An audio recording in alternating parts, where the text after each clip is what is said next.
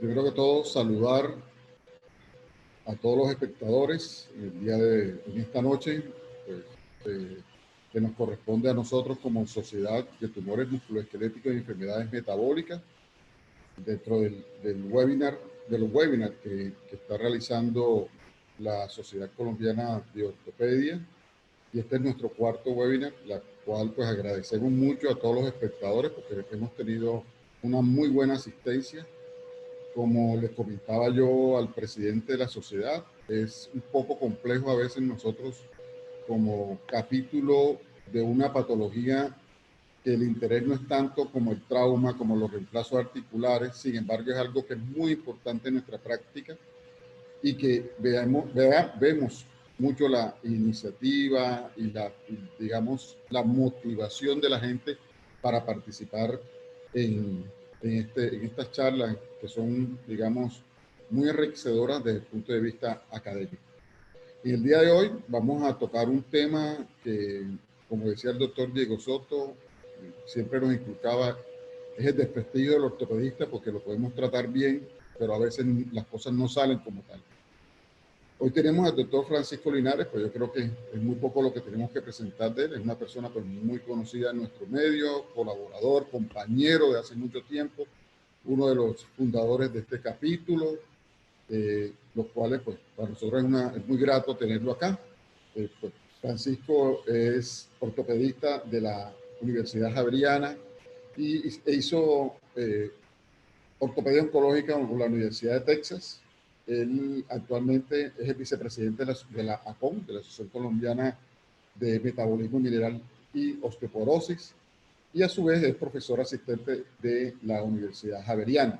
Trabaja en diferentes partes en la ciudad de Bogotá y es una persona muy conocida en nuestro medio. Pacho, es un placer tenerte acá. La mejor de las suertes. Bienvenido. Muchas gracias, Carlos. Muy amable por esa gentil presentación.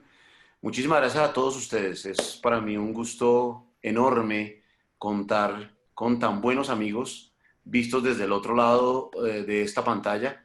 Saber que están ahí es muy gratificante para mí y de verdad hablar de este tumor tiene una connotación adicional. El doctor Pereira mencionaba al doctor Diego Soto, que decía que puede ser el desprestigio del ortopedista, y en alguna ocasión también lo llamó el príncipe de los tumores osteomusculares. Y la razón de eso es que pues el rey es el osteosarcoma, pero el tumor de células gigantes tiene unas connotaciones muy especiales y es lo que nos hace siempre sentir real pasión por este tipo de patología. ¿Qué es el tumor de células gigantes? El tumor de células gigantes es lo que ustedes ven ahí en esa radiografía, un hueco en el hueso y un hueco casi característico cuando se da de manera típica. Y por eso lo dividí inicialmente como lo típico y posteriormente como lo atípico. Lo típico, casi todos los tumores del sistema musculoesquelético dan alrededor de la rodilla. Lo sabemos porque es las zonas de mayor actividad metabólica y de crecimiento de nuestro cuerpo. Y un tumor de células gigantes típico es ese que vemos aquí, una lesión lítica de un patrón geográfico muy claramente delimitado, que habitualmente logra preservar el cartílago articular, que se ve muy bien en la radiografía AP y también en la radiografía lateral, y que siempre esa lesión lítica tiende a ir hacia los márgenes del hueso. Representa el 5% de los tumores primarios óseos, el 20% de los tumores benignos óseos, y la edad característica está entre los 30 y los 40 años. Es un poco más frecuente en mujeres, se presenta con fractura patológica relativamente de manera frecuente, y lo curioso de este tumor es que pese a que decimos que es benigno, desarrolla metástasis pulmonares. Entonces, cuando hablamos de esa característica de un tumor que es localmente agresivo y que puede hacer metástasis, podemos poner en duda esa característica de benignidad, porque cuando este tipo de tumor se sale de lo típico y se presenta en lo atípico, es decir, por ejemplo, en la pelvis, su agresividad es mucho mayor, su capacidad de metástasis es mayor y su tratamiento es realmente un reto. ¿Qué pasa con lo atípico? Lo atípico en estas condiciones es que las series más llamativas y que hemos podido recopilar 24 casos de niños y adolescentes con tumores células gigantes. Es en los sitios menos frecuentes, y aquí les estoy mostrando algo que yo consideré que en esa radiografía correspondía a un quiste óseo aneurismático. Sin embargo, lo biopsié la semana pasada y ya les voy a mostrar cómo se veía macroscópicamente ese tumor. Hay casos reportados de transformación maligna, y en los casos en los que no se presenta alrededor de la rodilla, es decir, en el radio distal, en la tibia distal y en la pelvis, hay que tener un poco más de cuidado, porque ese tipo de tumores células gigantes se puede correlacionar ya no entre el 1 y el 4% de posibilidad de enfermedad metastásica, sino dentro del 8 y 10% para hacer metástasis pulmonares. La localización clínica, como ustedes ven, hay las zonas típicas alrededor de la rodilla, fémur distal, tibia proximal. Radio distal es también otro de los sitios relativamente comunes. Viene lo menos común, que es el sacro, lo mucho menos común, que es esa tibia distal que les contaba algo, y pues hay descritos en tibia y prácticamente en todo el esqueleto axial y apendicular. Se puede presentar clínicamente como una masa, y aquí ya estamos viendo algo que ya dentro de nuestra categorización de los tumores está un poco más por fuera del compartimiento intraóseo, y también vemos alrededor de la muñeca en un paciente mayor este tipo de sintomatología de masa adicional de tejidos blandos. ¿Qué pasa con la radiología? Ya les hablé algo en la primera diapositiva y vuelvo a tomar la misma imagen clínica de una radiografía simple con una lesión lítica de patrón geográfico, pero que tiene una caracterización en resonancia magnética que se da con una baja señal e intermedia en secuelas de T1 y de intermedia y alta en secuencias T2. Y esto es lo típico de este mismo tumor que les mostraba anteriormente, y vemos una lesión lítica, en este caso ya extracompartimental, con una imagen birrefringente entre T1 y T2 que nos hace característica la lesión de tumores células gigantes, con este margen que se ve en la radiografía simple como escleroso y que se ve hipointenso en la resonancia, que nos dice que el hueso tiene una posibilidad de protección a ese tumor y que hace lo posible por curarlo, y esta es la zona de esclerosis que vemos en la radiografía simple. Aprovechando esta misma imagen, pero vista en un radio distal, vamos a hablar de las características y de la clasificación que usamos, que es la clasificación de Campanacci. En la clasificación de Campanacci, su categoría es muy sencilla. Hablamos de un tipo 1, en donde la radiografía nos muestra una lesión muy localizada, en donde podemos determinar que no tiene agresividad porque la masa de tejidos blandos no se ve, porque está completamente intracompartimental y su histología no nos muestra una gran cantidad de alteración de la zona estromal del tumor, que les voy a mostrar más adelante, que es la característica típica del tumor de células gigantes. En el estadio 2 vemos ya disrupción de la cortical, y más adelante les voy a mostrar una radiografía que lo muestra de manera muy clara. Tiene una histología que sigue siendo benigna, tiene síntomas clínicos como dolor alrededor de la articulación. Y pues aquí vemos el tipo 3, que es esta misma imagen en esta radiografía de un radio distal, en donde vemos la pérdida completa de la cortical, vemos ya un mayor compromiso de la articulación en esta zona, y cómo el tumor se salió del hueso y generó una gran masa de tejidos blandos que desplaza todas las estructuras hacia palmar, y ya las estructuras hacia el componente cubital ya no se aprecian, sino pues nada diferente al tumor que podemos ver allí. Cuando estamos en esa condición es cuando decimos la reconstrucción en este punto es imposible, y el manejo es el reto a lo que nos debemos enfrentar para tener un adecuado tratamiento de nuestros pacientes. Este es un caso mío ya de hace muchos años, y es donde aproveché, viendo incluso cómo acostumbrábamos a radiografías simples cuando las teníamos y no hablábamos de los discos con los que contamos hoy, y pintábamos encima de la radiografía. Vemos esta disrupción cortical en la parte posterior del fémur. Vemos cómo en la misma zona se ha perdido y hay una irregularidad en la cortical, en el cóndilo externo de este fémur, y ya podemos clasificar con simplemente una radiografía simple un tumor que se salió y se volvió extracompartimental, y estamos frente a un Campanacci 3. En esas condiciones, esta es una imagen que nos muestra lo mismo dentro de la categorización. Es un TAC en donde vemos cómo el compromiso óseo en estos cortes un poco más superiores no se ve tan severo, pero vean la gran masa de tejidos blandos saliendo del hueso y mostrándonos claramente que estamos frente a una patología de Campanacci 3.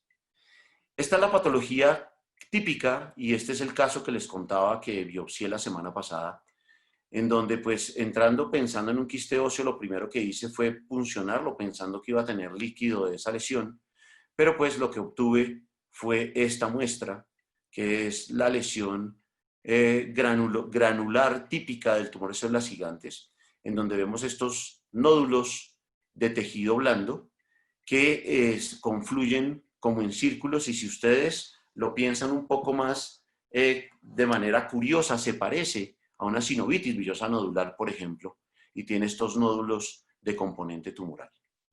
Cuando este mismo patología lo vemos bajo el microscopio, tenemos algunas patologías que debemos tomar como diagnósticos diferenciales, porque todas estas 4 tumores tienen células gigantes en su interior y en algunos casos son de difícil diagnóstico y de difícil la categorización, pero esto es lo típico de un tumor de células gigantes, en donde vemos células gigantocelulares en esta zona que tienen un estroma conjuntivo denso, hipercromático, con sinatipia de los núcleos, tienen abundantes células multinucleadas similares a los osteoclastos, y durante mucho tiempo se pensó que esta podía ser la célula tumoral del tumor de células gigantes, pero posteriormente se descubrió que eran más estas células que estaban intercaladas dentro del estroma, las células características de este tipo de tumor. ¿Qué pasa cuando hablamos del manejo?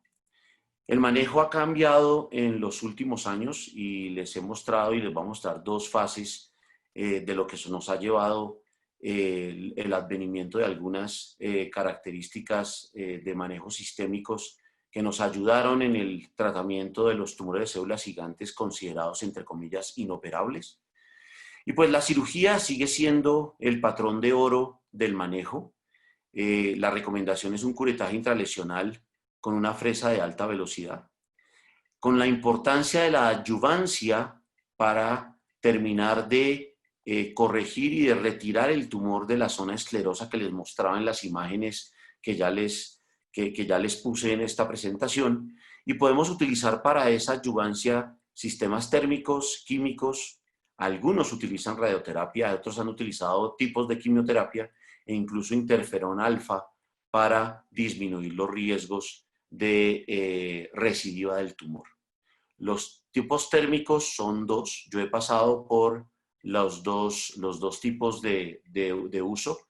Utilicé en principio de mi práctica nitrógeno líquido con unos resultados alentadores. En este momento estoy utilizando radiofrecuencia en los bordes de resección del tumor. Radioterapia trato bajo todas las circunstancias de no utilizarlo como adyuvancia, y pues podemos hablar también de lo denominado quimioterapia, que para el tumor de células gigantes ha sufrido 2 etapas, inicialmente bifosfonatos de alta potencia, con muy buenos resultados reportados para ácido zoledrónico que se aplicaba intralesional o sistémico, y posteriormente con la llegada del denosumab y su autorización de uso desde 2013 para la corrección de los tumores de células gigantes, y nos vamos a tomar un tiempo para conversar de esa realidad. ¿Qué busco yo en estas condiciones? Que un tumor como el que ustedes ven aquí de este radio distal, yo pueda no pensar como lo hacía anteriormente en que me iba a tocar hacer una artrodesis de ese radio. Este paciente es un abogado de la ciudad de Villavicencio, aquí en Colombia, y poder pensar en métodos de reconstrucción más funcionales, en donde si utilizábamos este tipo de manejo sistémico como denosumab, lográbamos algo de corticalización ya del borde cubital de esta muñeca, y lográbamos que el radio se nos facilitara en ese momento lo que pensábamos que podíamos curetear adecuadamente y posteriormente hacer sistemas de fijación, bien sea con cementado y únicamente fijando la porción del radio distal sin entrar a comprometer la articulación radiocarpiana. Entonces, frente a esa condición, el manejo se ha vuelto controversial, y la razón de eso es que tenemos que definir si podemos operar a nuestro paciente, es decir, si podemos tener un paciente Campanacci 2 que podemos manejar con fresado, adyuvancia local, cementado y en algunos casos injertos pegados a las zonas de la articulación. Conocer que ese estroma que contiene células similares al osteoclasto, si utilizo alguno de los métodos de adyuvancia, cuando tome biopsia de esa patología en el momento en que lo va a operar, me va a cambiar completamente la categorización del tumor. Y tengo que conocer que la recidiva es la mayor complicación del tratamiento del tumor de células gigantes. Este es un estudio clásico que fue la primera muestra en los sistemas de descripción del uso inicial del denosumab, en la que vemos una porción de un radio proximal, una cúpula radial comprometida, en donde se aplicaba denosumab y la volvía a aparecer la cúpula radial con características articulares conservadas, con la lesión tumoral bien circunscrita, pero con un reto posterior para saber qué le hacía yo a esa lesión. Si la mantenía con denosumab de manera permanente o perenne, si entraba a curetearla y cuando lo cureteaba no me aparecía tumor, y eso es lo que se ve cuando utilizo denosumab como adyuvante sistémico en el tumor de células gigantes. Y en caso de pensar en resección, he salvado la porción articular y podría pensar en hacer la remoción de toda esta zona, porque una vez yo suspenda el denosumab, no hay ninguna duda que el tumor va a volver y adicionalmente está descrito que puede volver de manera más agresiva. Entonces, este es un caso convencional, este es el caso típico del tumor de células gigantes alrededor de la rodilla, en donde se hace una remoción del tumor, en donde se remueve, se curetea, se piensa en la posibilidad de utilizar injertos, se macera el injerto en la parte proximal, se rellena de cemento y se puede utilizar fijación con algún tipo de método, en este caso tornillos convencionales. ¿Qué está descrito para la radioterapia? Pese a que les mencioné que no la uso y no me gusta, pues tenemos que considerarla una alternativa en los casos que hemos visto que sean irresecables o que nos muestren residuos o recurrencias. Y cuando el denosumab no lo tengamos disponible o está contraindicado, pensamos en una radioterapia no de una dosis muy alta, pero no podemos olvidar la posibilidad de sarcomas inducidos. Y esa posibilidad de sarcomas inducidos nos debe poner en precaución de si podemos utilizarla en todos los casos o no. Definitivamente en lo que podemos hacer manejo convencional, la radioterapia pensaría yo que no es una alternativa. Y pensar en quimioterapia o en interferón alfa, no hay unos estudios definitivos que comprueben un protocolo de uso, pero sí tiene una evidencia muy interesante para lesiones líticas coincidentes con tumores de células gigantes. Por ejemplo, el tumor pardo, que es un tumor que se parece mucho al tumor de células gigantes en las condiciones endocrinológicas de hiperparatiroidismo, logramos con interferón alfa la formación de hueso muy rápidamente.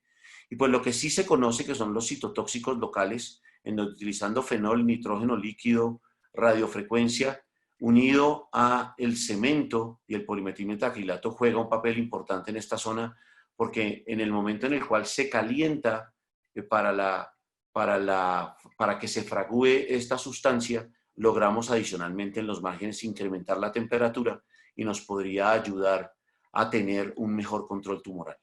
Adicional a esto, el cemento, ustedes han visto que es completamente blanco y nos ayuda a ver más rápidamente las posibilidades de las zonas en las cuales nuestro tumor de células gigantes pueda presentar recurrencia.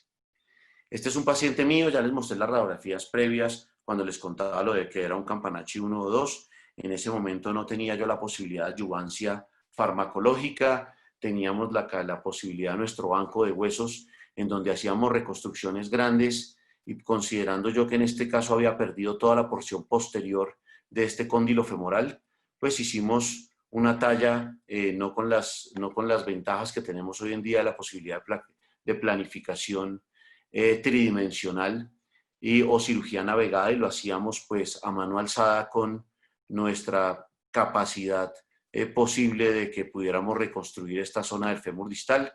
Lográbamos unos cortes lo más parecido posible a lo que íbamos a injertar. Hacíamos injertos en la parte articular y hacíamos la reconstrucción con hueso dejándolo lo más parecido al fémur original. Pues quienes hicimos esta técnica, creo que son varios de los que estamos acá, pues recordamos con muchísimo cariño la posibilidad de utilizar nuestros ojos, nuestras manos y nuestra intuición para que esto se terminara pareciendo a un fémur distal de nuestro paciente, pero pues obviamente hoy tenemos las ayudas tecnológicas que lo hacen muchísimo más sencillo. ¿Qué pasa con la recurrencia local? La recurrencia local con solo curetaje es altísima y a los colegas ortopedistas que no manejen tumores de células gigantes con frecuencia o que tengan que verse abocados porque no tienen mayor alternativa que manejarlos, yo les recomendaría para disminuir ese riesgo de recurrencia el no uso de injertos o de algunos de los sustitutos óseos solos, sino que piensen en la posibilidad de utilizar bien sea nitrógeno líquido que está en todas partes en los cuales se manejen, por ejemplo, lesiones de piel, tienen siempre estas pistolas de manejo de nitrógeno líquido sin mayor problema, y pues la posibilidad de tener fenol, que en salas de cirugía es relativamente fácil de conseguir.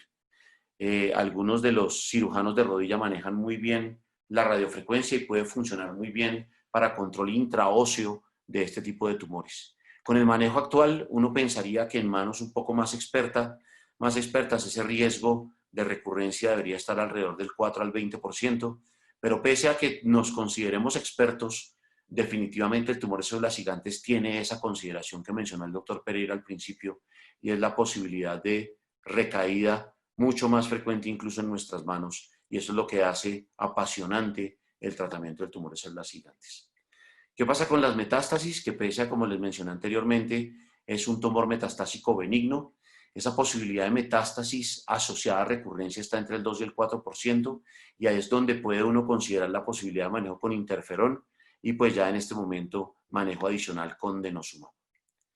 Esta es la guía en la versión de 2016, cuando ya estaba autorizado por la FDA el uso de denosumab.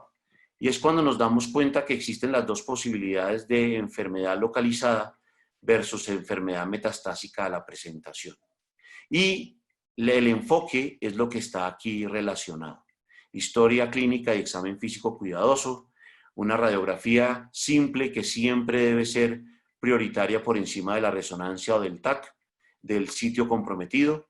Debemos tomar imágenes de el tórax para descartar esa posibilidad de enfermedad metastásica, determinar si le queremos o no tomar una gammagrafía y está considerado opcional, siempre tomar una biopsia, y quien se considere con la experiencia de ver la primera muestra, bien sea por aguja, que es el patrón de oro hoy por hoy, o la cucharetear con una cureta, pues podemos pensar en lo que en un momento se describió como curve biopsy, en donde yo puedo prolongar mi biopsia para lograr que la parte esclerosa del tumor, mientras mi paciente se recupera, pueda hacer algo de reacción ósea y está descrito como una buena posibilidad.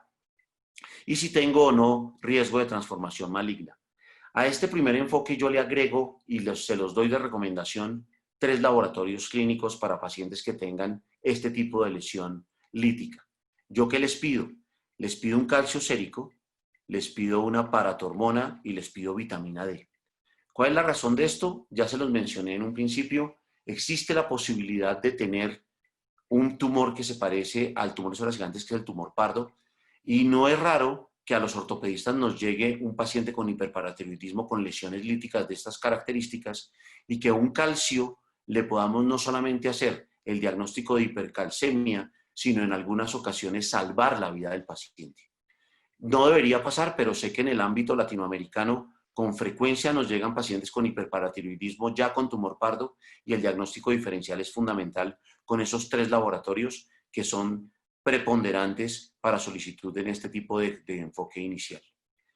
¿Qué nos cambió el tratamiento del tumor de células gigantes? Este artículo que nos dio pie para pensar que existía una alternativa farmacológica en un tumor de difícil manejo por el riesgo de recaída. Y pues llegó el denosumab, autorizado desde 2013, como les conté anteriormente, y se encontró una respuesta clínica sorprendente y una respuesta patológica inigualable. se pensó en ese momento que se había encontrado por fin un único medicamento que era capaz de tratar un tumor de manera 100% efectiva. Lo que nos ha mostrado es que en un principio empezamos este manejo con una gran esperanza para nuestros pacientes. Nos hemos encontrado con dificultades que ya les voy a mostrar y creo que hace parte de lo que les debo decir de cómo ha cambiado mi práctica frente al tumor de células gigantes. ¿Qué pasa con el denosumab? Pues que las células del tumor de células gigantes expresan el RANK y no solamente las células gigantes del tumor, sino también las células, sino también el estroma que está alrededor de estas células. Este estudio tenía un estudio prospectivo aleatorizado donde se utilizó esta condición de abril de 2011 a noviembre de 2013 y fue el que le abrió la puerta al uso de denosumab con esta respuesta clínica, radiológica y patológica favorable que en ese momento fue descrita como espectacular. Y estos son algunos de los casos similares a los que estamos comentando previamente de pacientes míos, pero estas son las radiografías que sustentaban ese uso dentro de ese primer artículo, en donde vemos un tumor de células gigantes clásico de radio distal, con esta condición, ya con el uso de denosumab, como se comenzaba a formar hueso dentro de la parte media del tumor y veíamos unas respuestas tan espectaculares como estas y consideraban que solamente el manejo de denosumab podía ser curativo en estas condiciones. Pero ¿qué pasa con la vía del RANK? La vía del RANK es que ese aumento de la resorción ósea dada por el osteoclasto se ve atenuada porque el denosumab tranca el RANK ligando y al trancar el RANK ligando hace que el proosteoclasto no pase a osteoclasto y ese paso lo bloquea por completo. Pero ese bloqueo no es permanente. Una vez se suspende el denosumab, el RANK vuelve a activarse y ya hay efectos considerados rebote que hacen que la patología se presente con mayor fuerza posterior a la suspensión del medicamento. Y esto era lo que era evidente en la patología de un paciente manejado inicialmente con una patología típica de tumores de células gigantes y una vez se le daba denosumab y se hacía curetaje de la zona en la cual se aplicó el denosumab, se veía que había una desaparición prácticamente completa de las células esas multinucleadas y el estroma tumoral había cambiado. ¿Qué pasaba dentro de la parte patológica? Que podíamos pensar que se había curado el tumor porque ya no lo veíamos, veíamos solamente este estroma, pero desde el punto de vista práctico nosotros como cirujanos nos enfrentamos a ese estroma y esto se vuelve de manera incontrolada. En el tumor de células gigantes es muy fácil, cuando lo hacemos sin ningún tipo de adyuvancia, curetear e ir sacando tumor.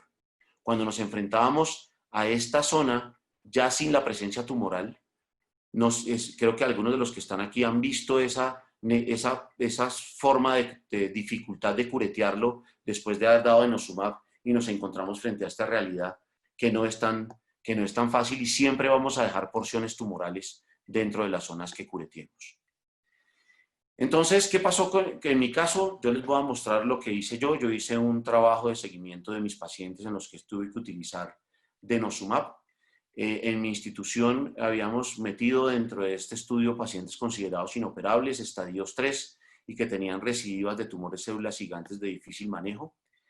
Este es el caso del paciente que les mostré previamente. El método fue un estudio retrospectivo, serie de casos, en donde evalué mi base de datos. Inicialmente empecé con 14 pacientes que cumplían estos criterios. Consideré 4 inoperables, 8 estadio 3 y 2 que estaban en columna o en la pelvis. Y este es uno de estos pacientes, un paciente en el que de manera convencional yo le hubiera hecho inicialmente un manejo convencional, resecando toda la parte distal del radio, poniendo un injerto y haciendo una artrodesis. Este paciente no dejó este tipo de manejo y prefería el riesgo explicado de que pudiera a recaer y optó por realizar manejo con denosumab, cementado, injerto y placa y tornillos.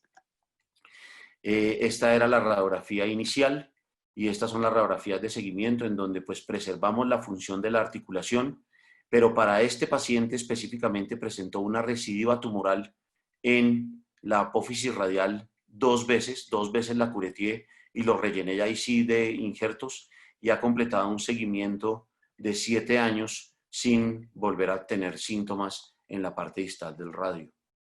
En este momento hemos completado 17 pacientes con el criterio de exclusión de malignidad en los últimos 5 años, radiación previa, tratamiento previo bien sea con denosumab o bifosfonatos, historia de osteonecrosis o osteomelitis de mandíbula, alguna condición que requiera cirugía dental o embarazo.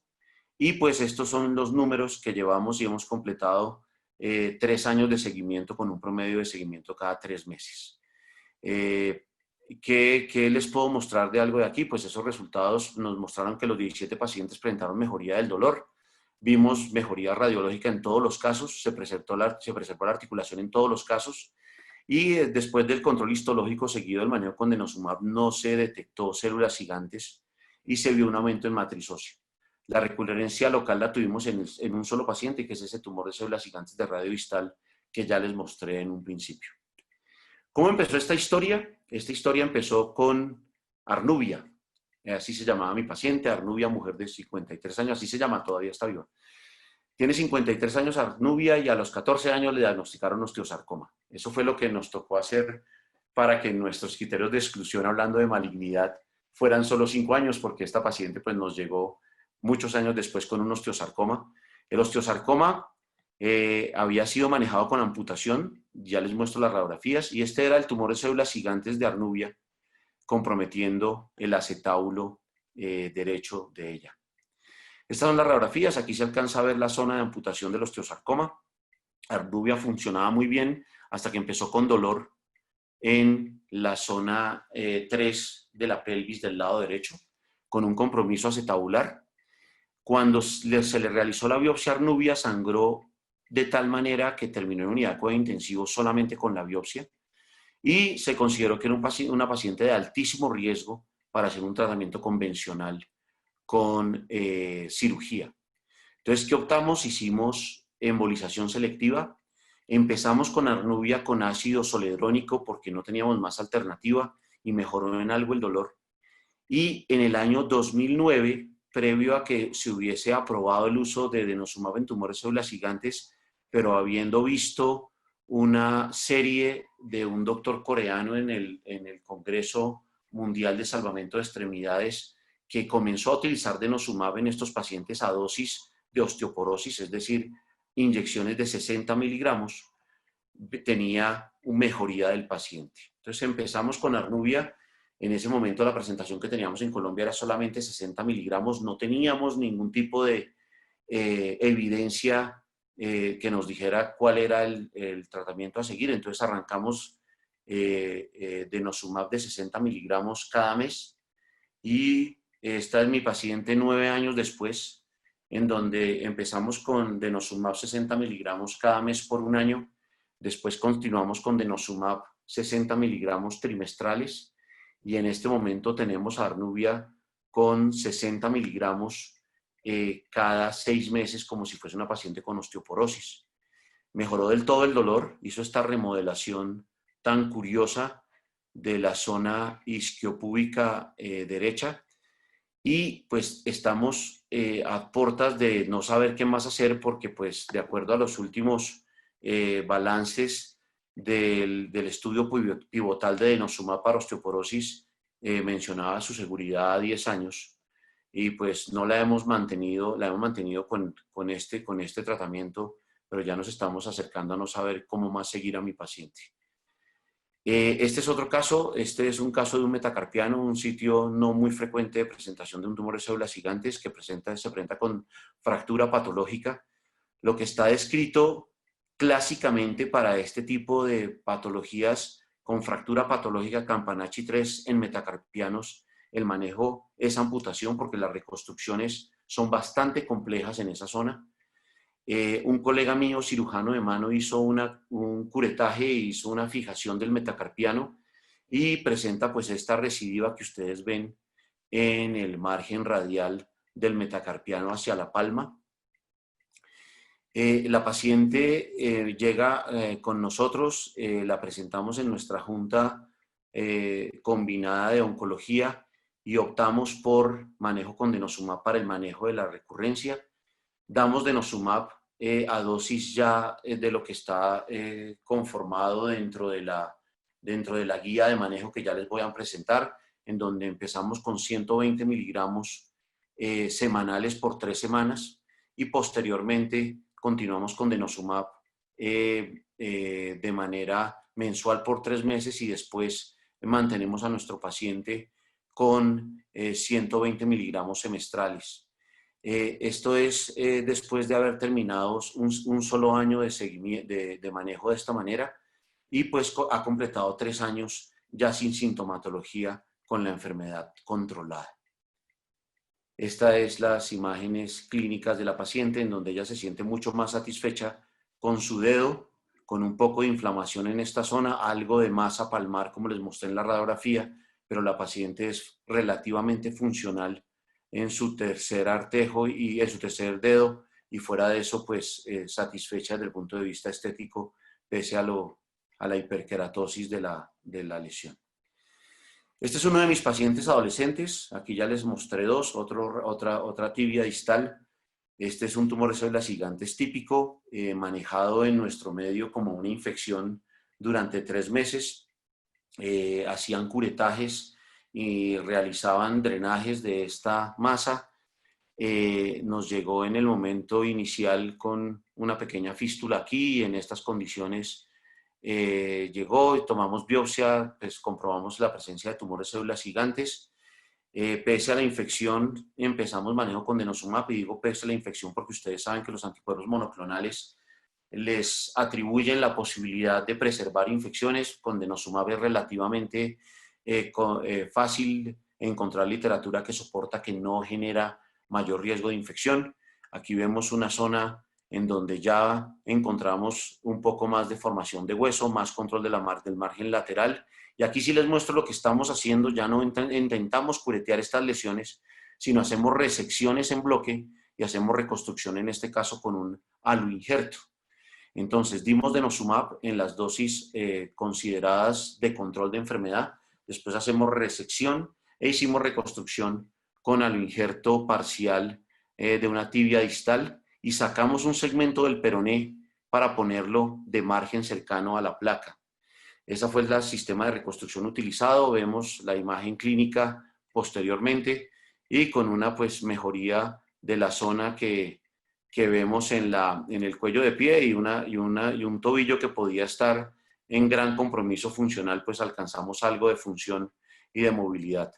Este paciente completó 4 años de manejo, ya es adulto y su marcha es adecuada sin ser del todo normal, pero al menos con control del tumor de células gigantes de esta manera.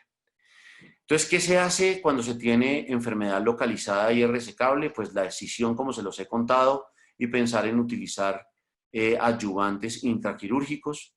Cuando consideramos que es resecable con inaceptable morbilidad o con irresecabilidad axial de las lesiones, como en un radio distal en donde un paciente requiera de su muñeca y no quiera perder esa movilidad, entonces uno podría pensar en la utilización de denosumab o interfenol como adyuvantes, determinar si logré estabilizar la lesión y si estabilicé la enfermedad, me voy a la zona de reconstrucción que yo quiera escoger.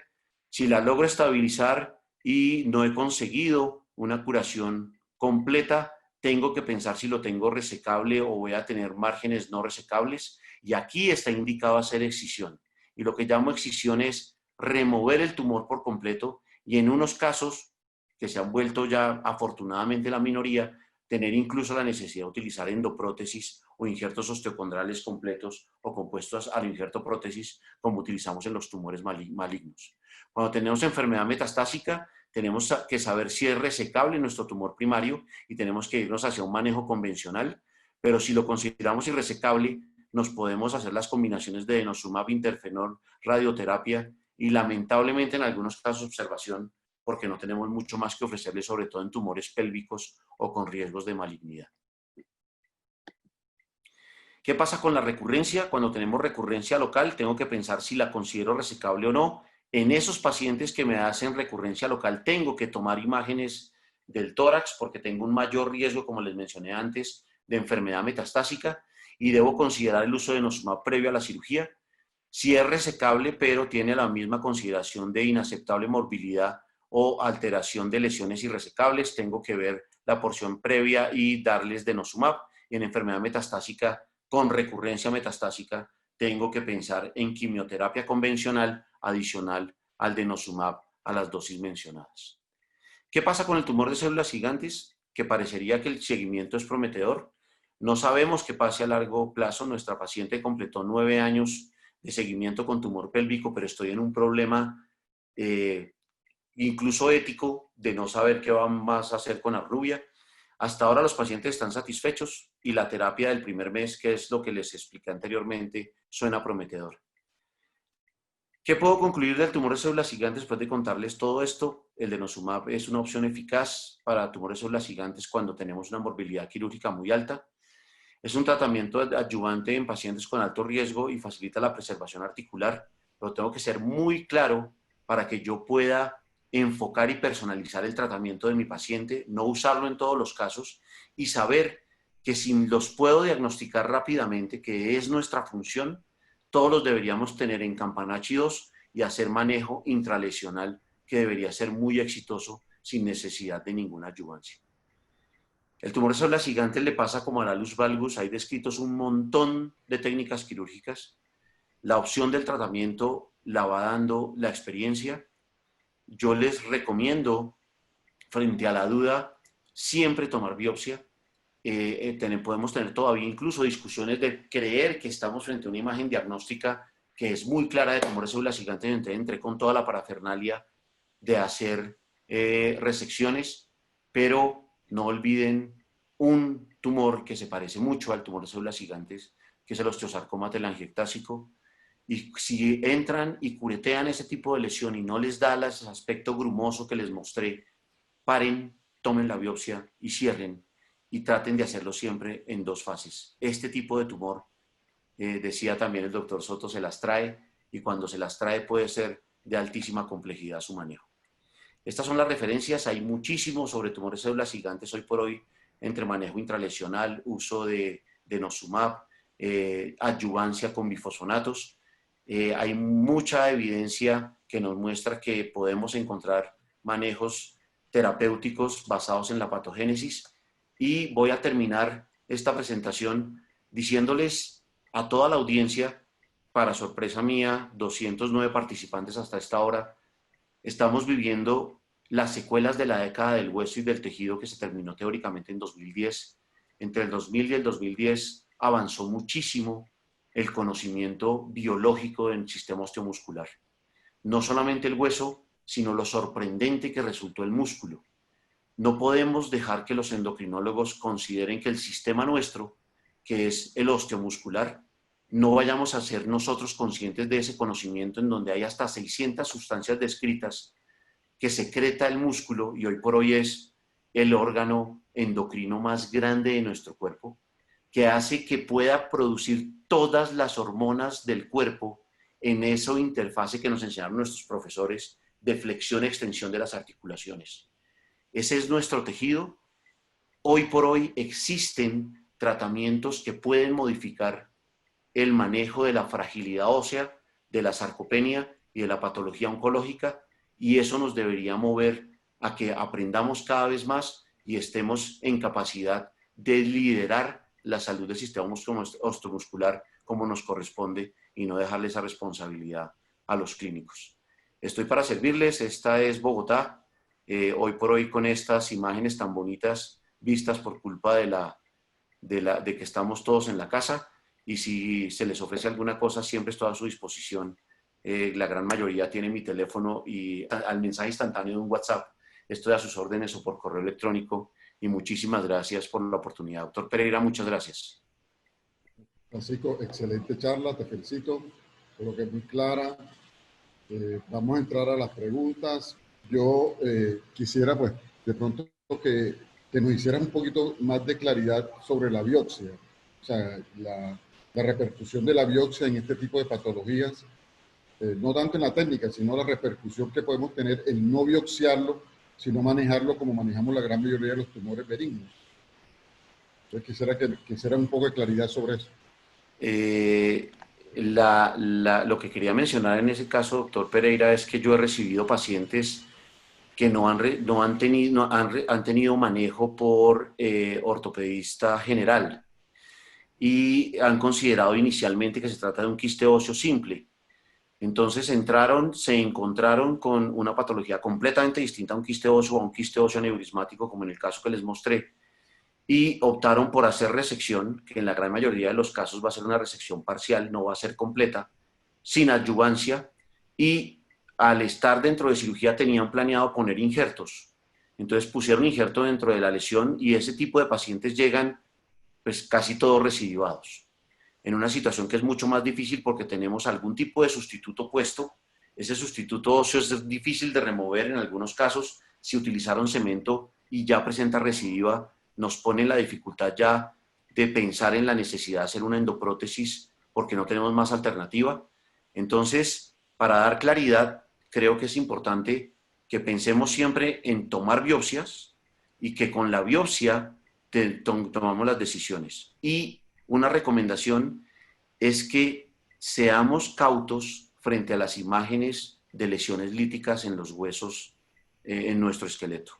Yo soy de los que cree que hoy por hoy todos contamos con la posibilidad, al menos en Colombia, de tener, ahí sí que a la distancia de un WhatsApp, la posibilidad de comentárselo a alguno de nosotros y tomar la decisión de manejo desde el momento de la biopsia hasta la culminación del control del tumor por cuenta de ortopedia oncológica. Excelente. Una última pregunta de parte de mí. ¿Qué estudio realizas para saber respuesta al denosumab a la lesión desde el punto de vista de actividad tumoral? ¿Qué estudios recomendarías tú para uno saber si esto está funcionando o no me está funcionando? Está descrito dentro de los estudios que ya son clásicos el uso de TAC de la zona afectada, en donde se ve la formación y lo que quede remanente de tumor.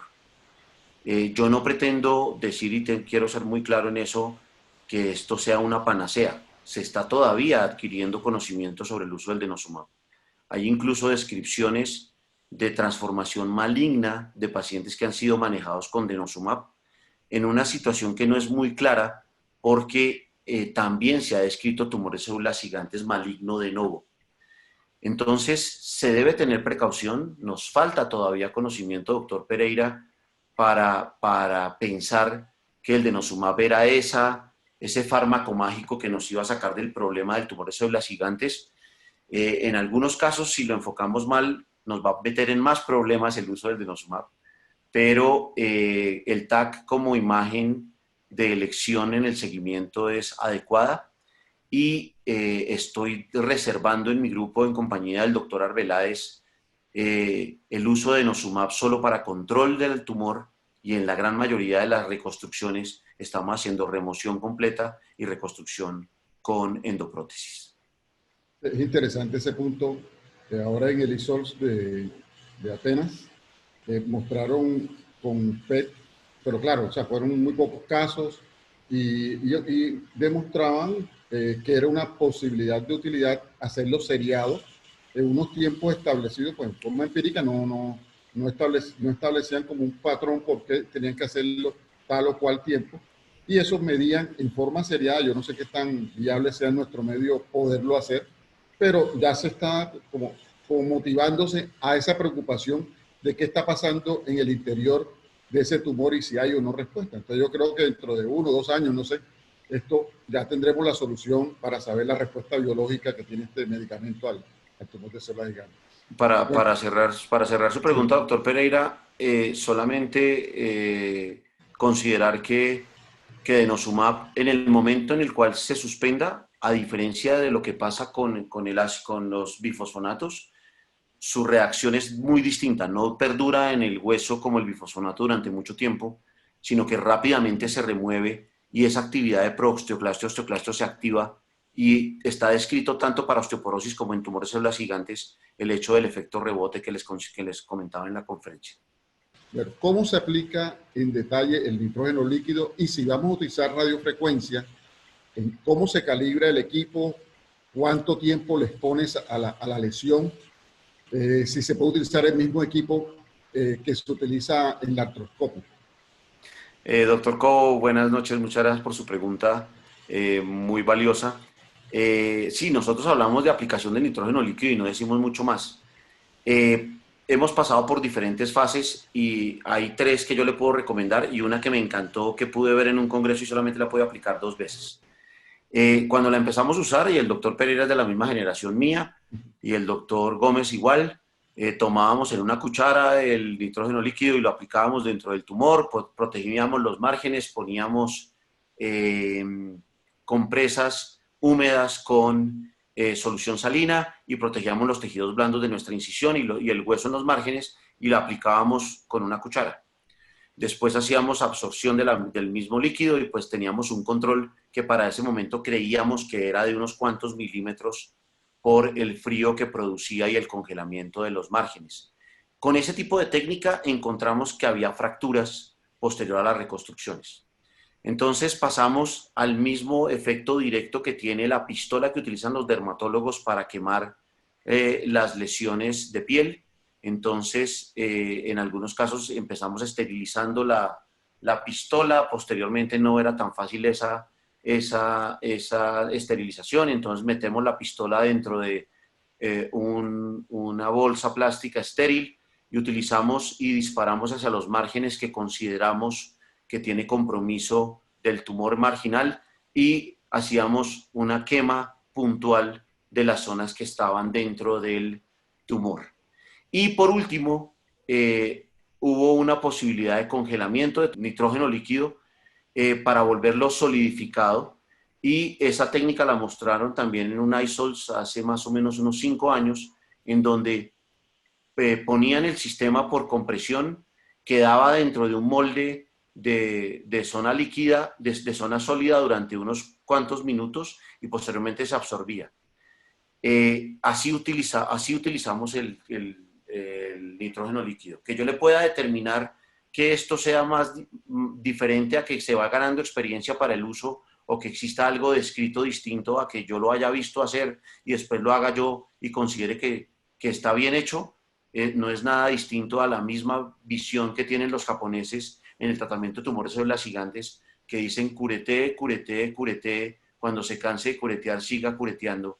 Y los japoneses, como ustedes saben, solo curetean el tumor, no hacen reconstrucción y tienen el menor índice de complicaciones de recaída dentro de lo que está descrito en tumores de células gigantes. Respecto a la radiofrecuencia utilizado, las puntas de diferentes técnicas, en este momento estoy utilizando pues la marca de 1 por el grosor que tiene, que es Aquamantis, que me da o 0.6 o 9 milímetros para hacer quemadura, lo pongo en 110 grados. La aplicación para tejido blando es muy clara, para el hueso no se sabe la profundidad a la cual llega, pero me da una sensación adecuada porque yo puedo ir movilizando el sistema y voy trayendo tumor necrosado en la punta de este adminículo. Lo usé una vez con radiofrecuencia de artroscopia, no me dejó tan tranquilo, pero están descritos un par de artículos en donde lo hacen de esa manera con un control tumoral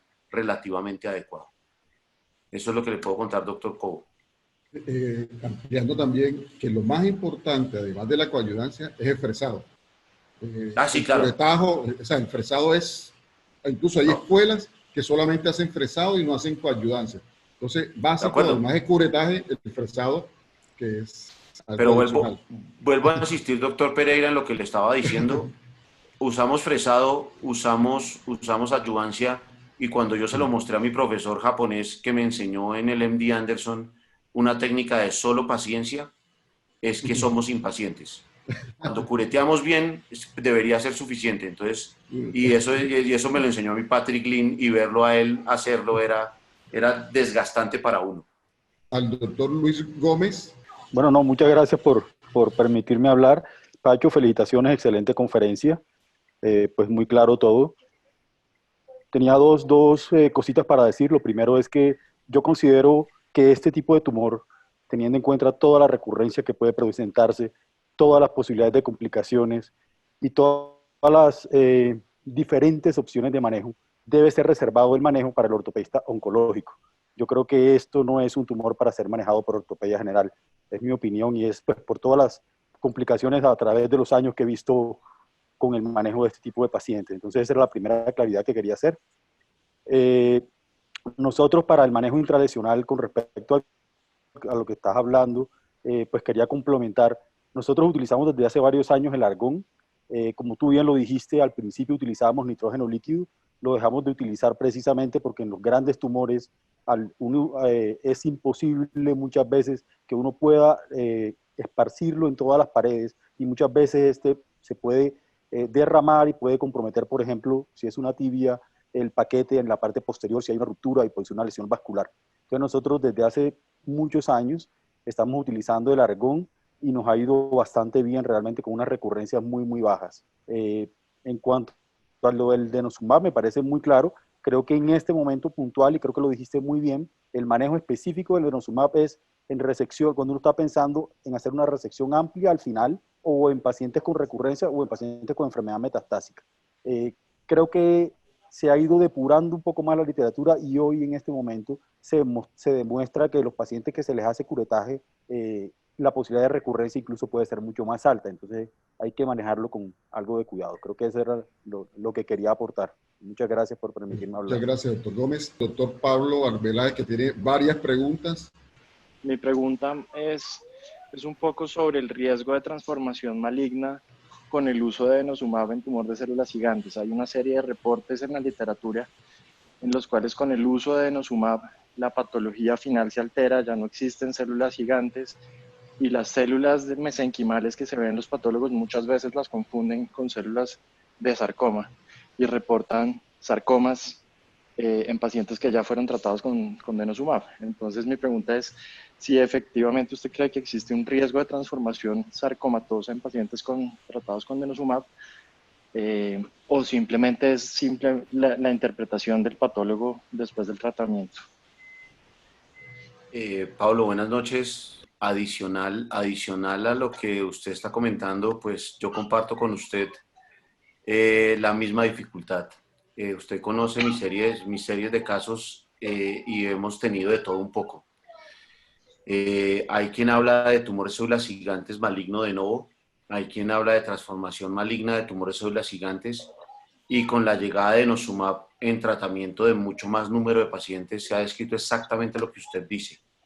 El patólogo se mete en un lío enorme entre definir si eso que es en esa imagen que yo les mostré, esas células multinucleadas se vuelven de núcleos en la zona estromal, unos núcleos muy parecidos a las imágenes fusiformes de los sarcomas. Entonces, yo porque antes de usar denosumab vi un par de pacientes con tumores células gigantes maligno, creo que sí existe el tumor de células gigantes maligno.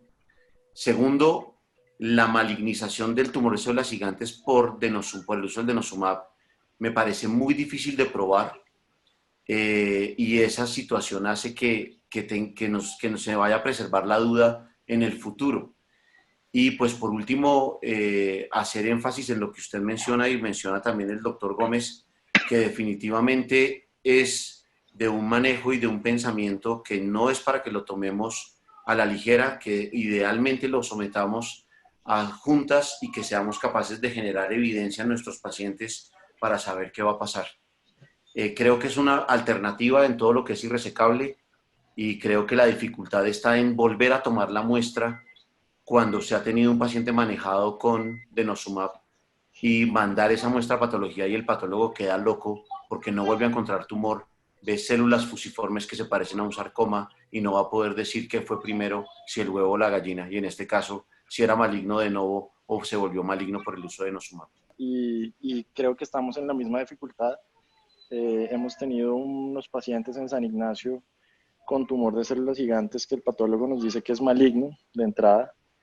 Y siempre está pues esa dificultad del tratamiento en si usamos o no denosumab y en qué tan amplios hacemos las resecciones y cómo los vamos a seguir, si les hacemos o no quimioterapia, pero creo que pues que son todavía dudas que tenemos por resolver. Pero mil gracias, muy buena charla. Gracias. Me gustaría saber qué conducta tomas cuando durante el tratamiento de un tumor de células gigantes de pelvis irresecable con denosumab se complica con osteonecrosis mandibular. ¿Continúas, hacer radio, quimioterapia o cirugía previa embolización? En la necrosis mandibular no hay nada mejor que irse por las ramas y haber visto muchas veces ya a los políticos que hablan considerándose expertos, pero pues bueno, vamos a dar una respuesta curiosa. La necrosis mandibular tiene 6 fases. No en todas las fases de necrosis mandibular yo tengo que suspender bifosfonatos o denosumab. Puedo pensar en esa condición en donde se me pasa de la 4 a la 6. Para las primeras 4 fases, que son las más frecuentes, no es necesario suspender el denosumab. Entonces ahí ya me estoy saliendo por las ramas. Entonces, no siempre en necrosis mandibular tengo yo que suspender denosumab. Tengámoslo presente porque eso funciona para osteoporosis y también para patología metastásica o tumores células gigantes. Si yo estoy en la condición en la que usted me muestra, tengo un tumor de células gigantes pélvico, opté por una decisión que era irresecable, empecé denosumab, pero pues si no puedo definitivamente dar el medicamento en la línea de lo que les mostré de tratamiento, en donde está no fácil el manejo del denosumab, intentaría pensar en utilizar antes de radioterapia interferón y algunos tipos de control quimioterapéutico y dejaría solamente radioterapia para el control de la enfermedad. Si definitivamente considero que no puedo dar denosumab, me tengo que ir por la tercera línea de manejo, que incluye interferón, ya hay descritos algunos tipos de inmunoterapia, como quimioterapia y radioterapia, no más. También te preguntas el mismo si te ayudas con el endocrinólogo. En tumores células gigantes, no. No, para el manejo sí, para el manejo del denosumab. No. Hola, muchas gracias, Carlos. Hola, Pacho, ¿cómo estás? Muy buena charla.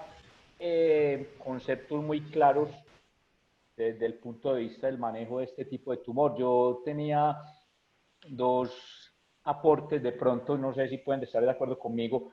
Cuando ustedes ven en las guías de la NCCN, la estadificación del paciente con tumor de células gigantes, ponen la gamografía ósea como opcional. Yo considero que la gamografía ósea es obligatoria en la estadificación de estos pacientes. Yo creo que de los tumores benignos que se deben estadificar exactamente igual a un tumor maligno tipo osteosarcoma es el tumor de células gigantes. Ustedes tienen que hacer un TAC de tórax para ver que no haya compromiso pulmonar, le tiene que hacer una gamografía ósea para ver si no hay lesiones poliostóticas, porque si las hay, usted debe pensar inmediatamente más en un hiperparatiroidismo, un tumor pardo del hiperparatiroidismo, y obviamente enfocarlo con resonancia, porque el 100% de esos pacientes tienen que ser llevados a biopsias.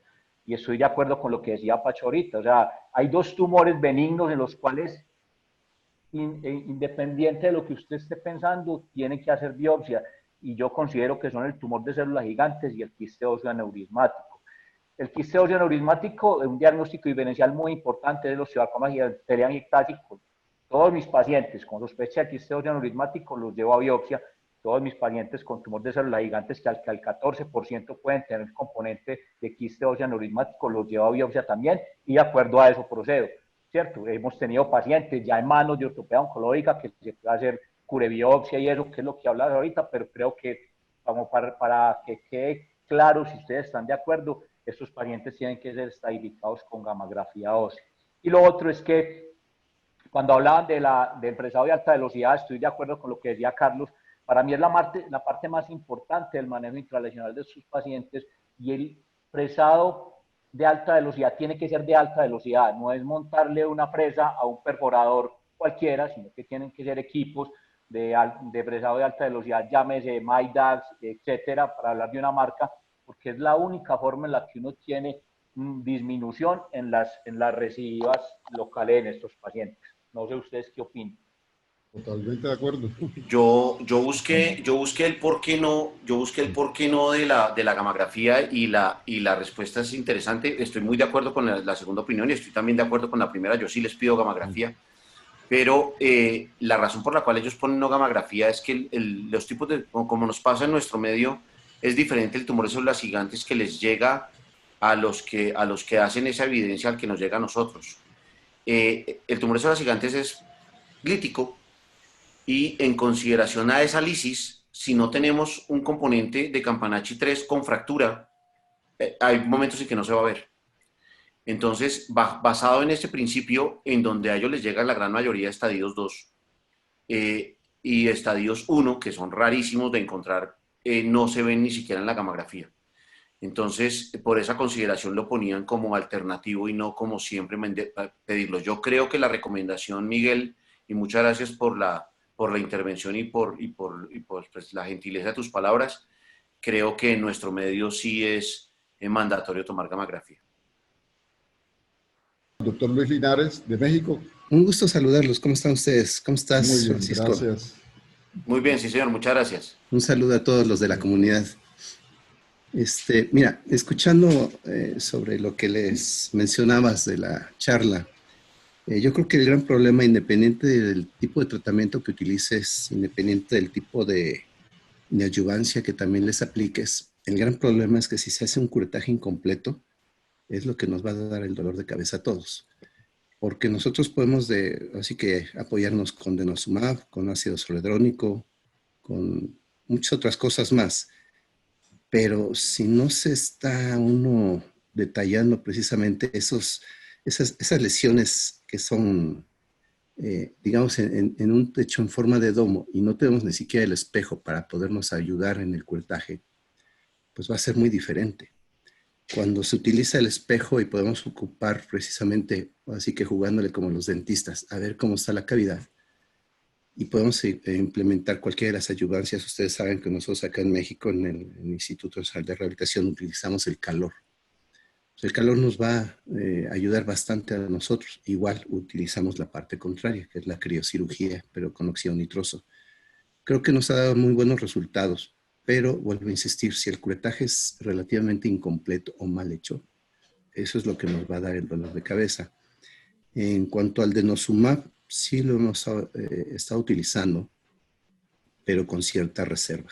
No se les da a todos por completo, también tenemos el apoyo de ácido zoledrónico, pero principalmente los que por orden de programación y de tiempos de espera en la programación quirúrgica, se les empieza a dar los que tienen sí un Campanachi 3 para tratar de frenar un poquito este tamaño, esta progresión, hasta que tenemos la parte, así que de quirófano disponible para poder realizar el tratamiento.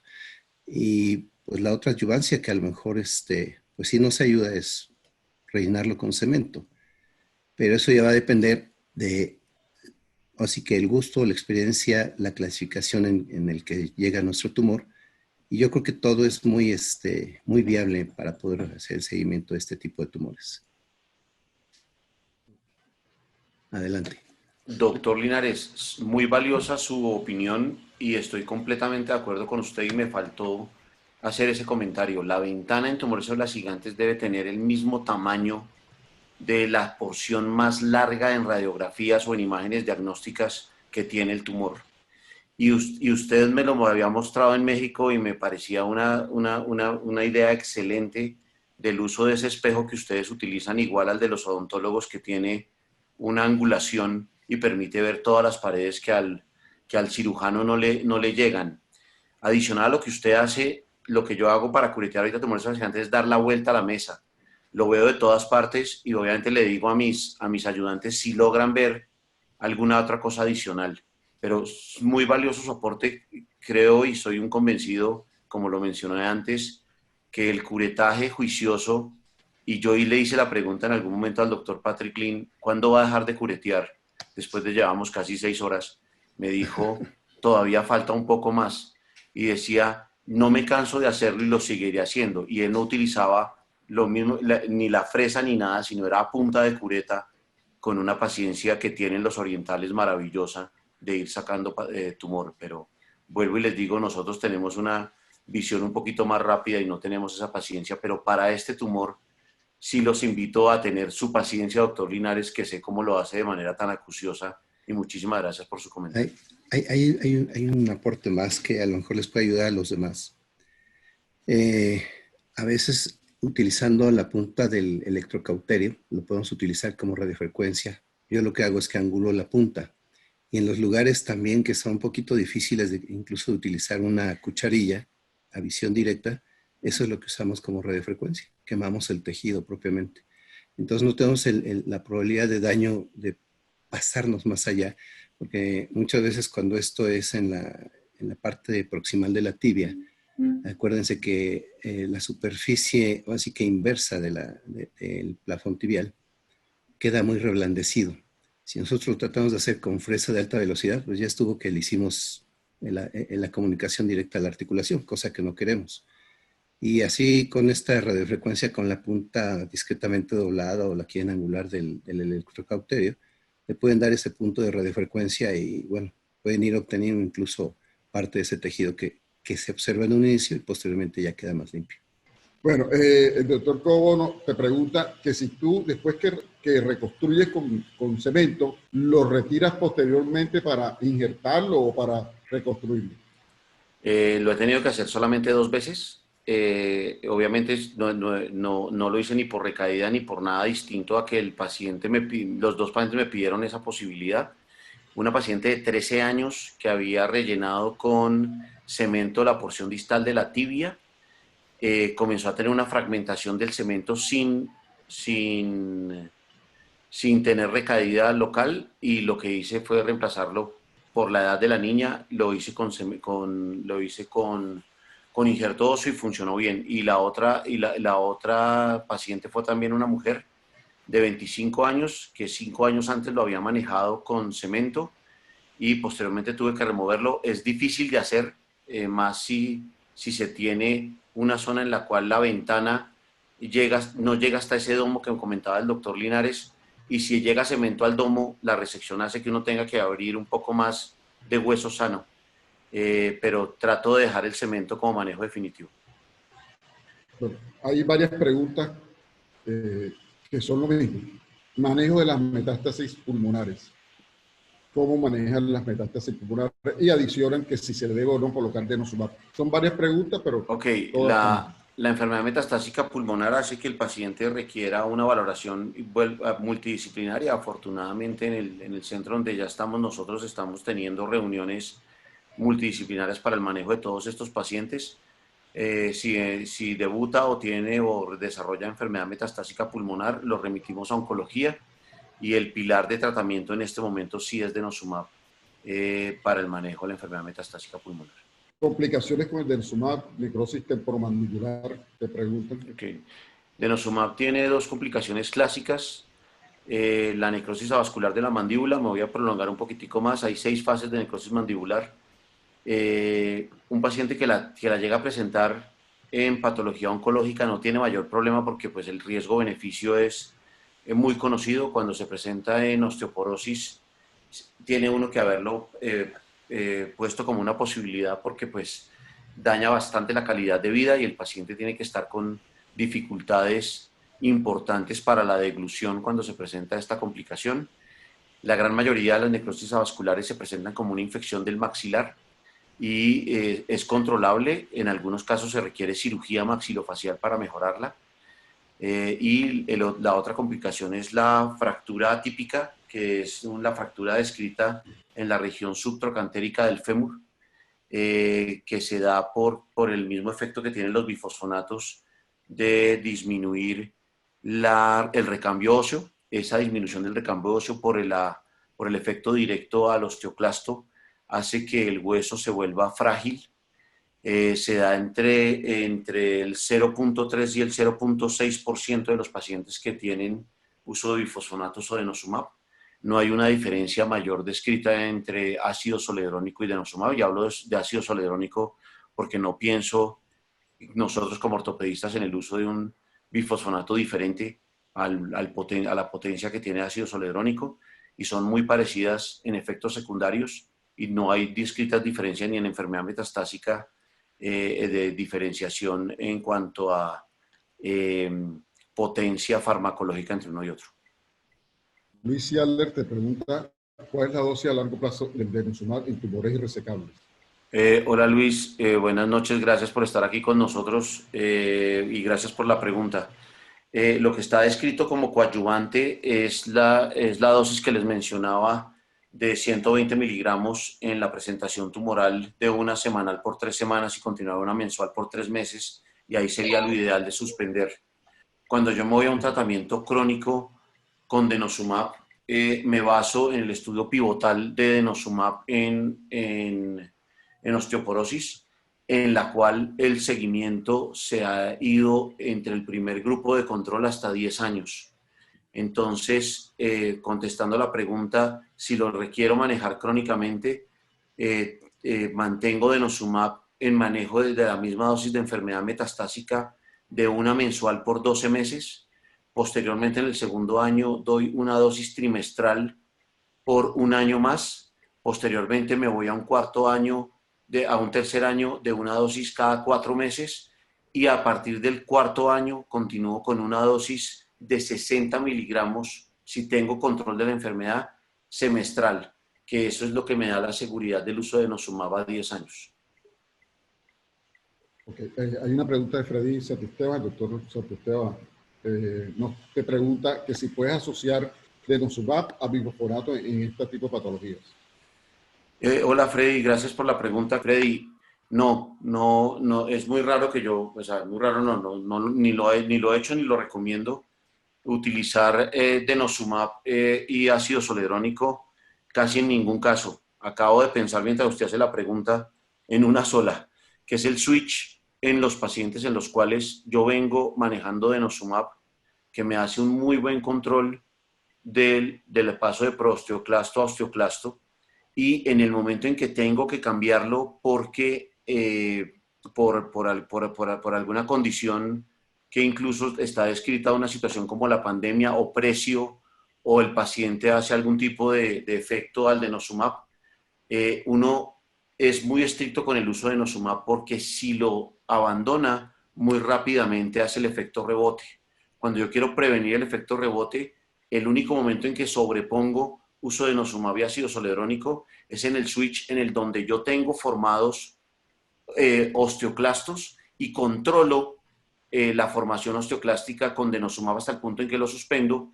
Va a haber formación de osteoclastos y ahí le doy dosis de ácido zoledrónico para controlar la formación del osteoclasto maduro. Se hace en el principio que se denomina switch en pacientes con osteoporosis de manejo crónico para uso en tumores o en enfermedad metastásica. No sobrepongo uno con el otro.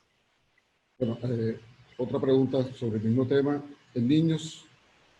El uso de denosumab en niños sí lo he usado. Lo he usado en un paciente con enfermedad de la tibia distal, 13 años, y utilicé denosumab porque debutó con una lesión que pensaron era enfermedad metastásica pulmonar y tuvo denosumab por 3 dosis. Finalmente no se comprobó y la paciente siguió vida y controló esa lesión y nada más. El denosumab está contraindicado en uso en niños, entonces estamos hablando de manejo off-label y se debe tener un consentimiento informado explicando muy bien a la familia de ese uso. Hay inicio de evidencia de uso de denosumab en osteogénesis imperfecta.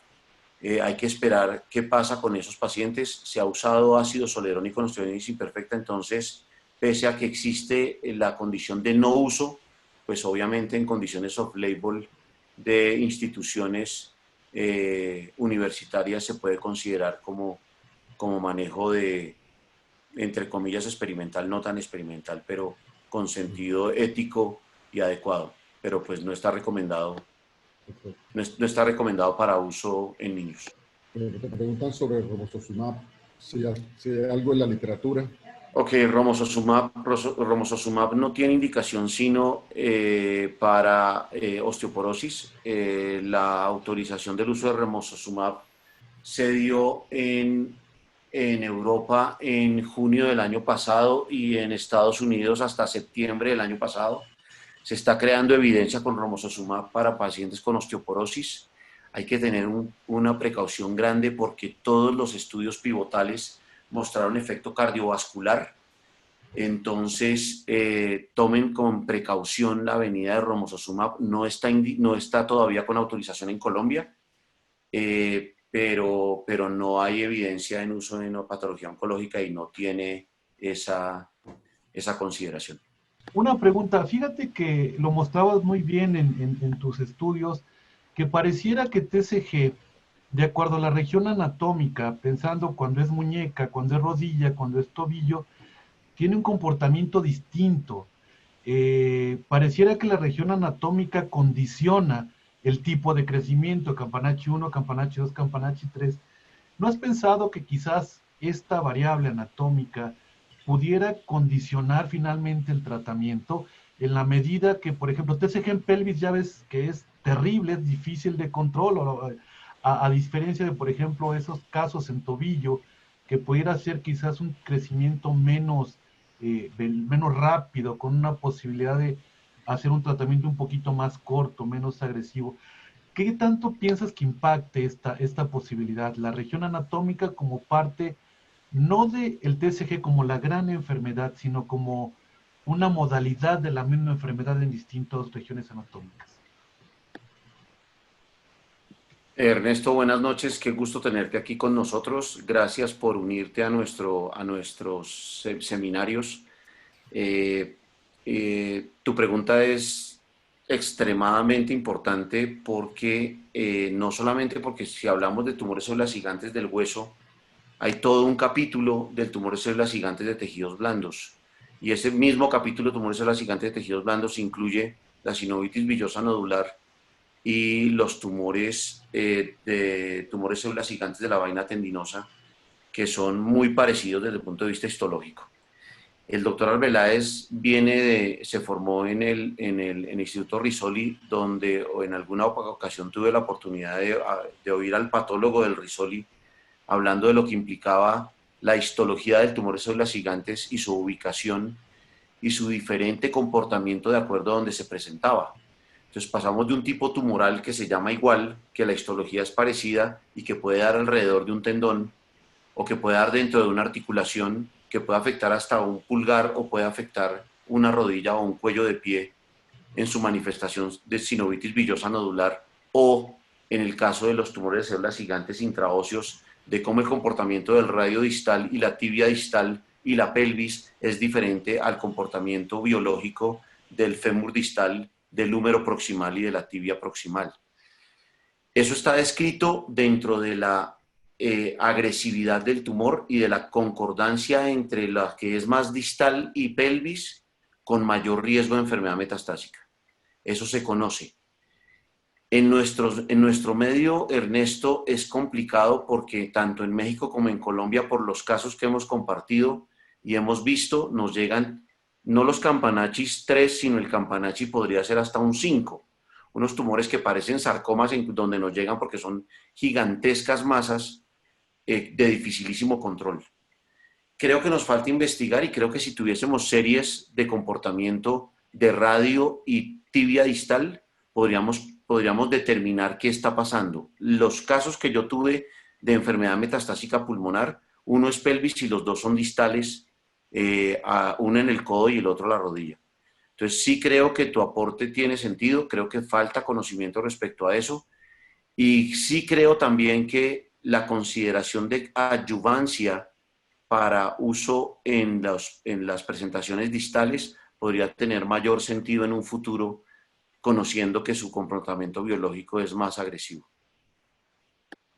Bueno, ya para terminar, el doctor Álvaro Bernal.